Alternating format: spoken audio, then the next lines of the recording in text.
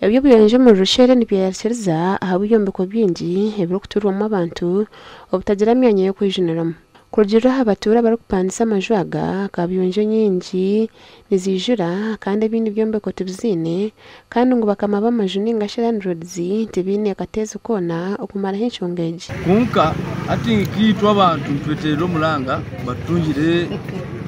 uburyo bona batungire toye nyuma nane nyuma zenyine agama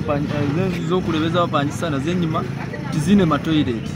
ati nka waika henyuma zone toilet zagwira anisa toilet siro mpolisi zimugana rugumuzi nako yambara kandi nabona nabo kwata Town Karaka warashoye Town Council Joseph Arinanye nagira ngo yahirize kuhandikira bakamabe byombiko ukora hanshongeje bakweza kurema tukinge bizimbe ibijebe ruhebere nkebigo tubishenya babura kare tukweza kubishenya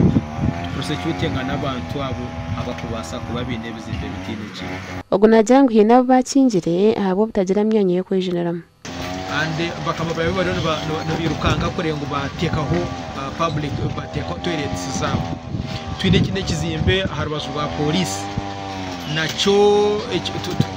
tukitekaho siru ba emptying kuba emptying